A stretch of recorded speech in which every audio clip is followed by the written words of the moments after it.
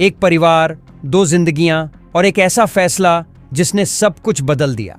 जिस आदमी ने अपनी पत्नी से साथ निभाने की कस्में खाईं, उसी के साथ उसने जीवन की आखिरी तस्वीर ली और फिर वो कर गुजरे जिसकी किसी को उम्मीद नहीं थी। आखिर ऐसा क्या हुआ था सहारनपुर के इस प्रतिष्ठित कारोबारी के साथ जो उन्हें ऐसा कड़ा कदम उठाने पर मजबूर कर गया? और मोना आज भी लापता है। क्या वो अब भी कहीं है या फिर कोई गहरा राज है जो अब तक छुपा हुआ है? नमस्कार दोस्तों, आज की कहानी सिर्फ एक खबर नहीं है। ये एक इंसानी जज्बातों की गहराई, सामाजिक दबाव और आर्थिक जिम्मेदारियों से जूझते हुए उस हद तक पहुंचने की दास्तां है जहां उम्मीद का कोई सिरा नहीं बचता। ये कहानी है सौरभ और मोना बब्बर की। एक ऐसा जोड़ा जो सबकी नजरों में परफेक्ट था, लेकिन अंदर ही अंदर एक ऐसे बोझ से जूझ रहा था जिसे किसी ने महसूस नहीं किया। सौरभ बब्बर सहारनपुर के सर्राफा बाजार में अपनी एक पहचान रखने वाले व्यापारी थे। उनकी दुकान श्री साई ज्वेलर्स सालों से वहां काम कर रही थी। पत्नी मोना बब्बर, दो बच्चों की मां और एक समर्पित जीवन साथी। दिखने में सब कुछ सामान्य लग रहा था, लेकिन हकीकत इससे बहुत अलग थी। बीते सोमवार को सौरभ और मोना ने एक साथ हरिद्वार की गंगनहर के पास जाकर कुछ ऐसा किया जिसे सुनकर रूह कांप जाए। दोनों ने वहां एक आखिरी सेल्फी ली और फिर तेज बहती गंगा की लहरों में उतर गए।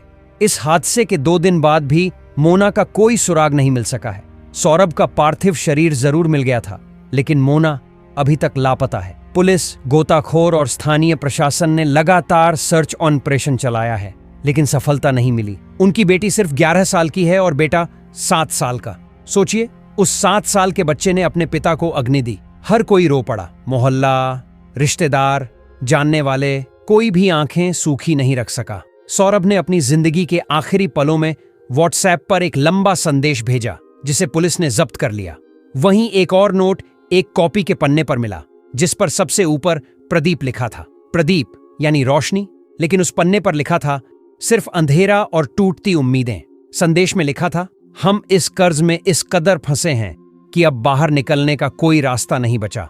पुलिस को शक है कि ये नोट मोना ने लिखा, सौरभ के कहने पर। इसका कारण है उनकी हस्तलिपि का पैटर्न।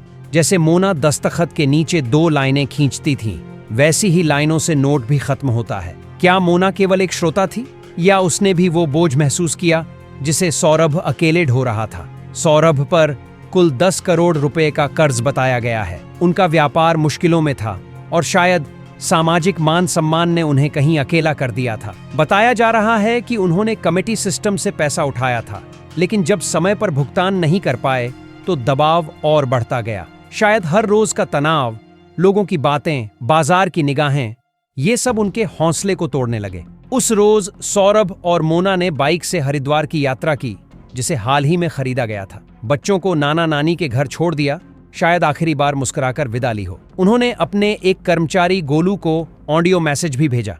मैसेज में लिखा था कि सबको बता देना, हम लोग हरिद्वार में हैं और अब हम जा रहे हैं। ये अलविदा था, एक बेहद शांत लेकिन अंदर से टूटे इंसान का। अब भी सबसे बड़ा सवाल यही है, मोना कहाँ है? क्या वो वास्तव में गंगा में समा गई या फिर कोई और कहानी है जो अब तक बाहर नहीं आई? पुलिस को कोई चश्मदीद गवाह नहीं मिला। सीसीटीवी फुटेज में भी सिर्फ एक बाइक जाती दिखती है, लेकिन बाकी सब धुंधला है। क्या मोना ने आखिरी समय में खुद को बचा लिया या किसी ने उसे वहां से हटा दिया? सुसाइड नोट में सौरभ ने साफ लिखा कि हम अपनी दुकान और मकान दोनों बच्चों के नाम कर रहे हैं। उन्हें नाना नानी की देखरेख में रखा है क्योंकि हमें उन्हीं पर भरोसा है। ये लाइन पढ़कर लगता है कि आखिरी वक्त में भी एक पिता अपने बच्चों को बेसहारा नहीं छोड़ना चाहता था। क्या हम कभी पूछते हैं किसी सफल दिखने वाले इंसान से, क्या आप सच में ठीक हैं? क्या हम सिर्फ व्यापार, पैसा और स्थिति देख लेते हैं और दर्द की तह तक जाना भूल जाते हैं?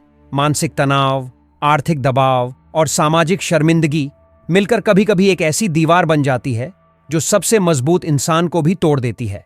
सौरभ और मोना की कहानी कोई अकेली कहानी नहीं है। हर मोहल्ले, हर शहर, हर गली में कोई ना कोई किसी बोझ के नीचे दबा है, लेकिन वो कह नहीं पाता। आज जरूरी है कि हम सुने, समझें और साथ दें। अगर आप भी किसी ऐसी स्थिति से गुजर रहे हैं तो चुप मत रहिए। किसी अपने से बात करिए, किसी विशेषज्ञ से मदद लीजिए। जिंदगी हर हाल में खूबसूरत है, बस थमने की जरूरत होती है, हार मानने की नहीं। और दोस्तों, अगर आप चाहते हैं कि ऐसी संवेदनशील कहानियां समाज को सोचने पर मजबूर करती रहें, तो इस वीडियो को लाइक करें, शेयर करें और चैनल को सब्सक्राइब जरूर करें। आपके एक क्लिक से कोई और जागरूक हो सकता है और शायद एक जिंदगी बच सकती है। मैं फिर लौटूंगा एक और सच्ची कहानी के साथ। तब तक ध्यान रखें और अपनों का ख्याल रखें, क्योंकि हर मुस्कुराहट के पीछे एक कहानी होती है। धन्यवाद।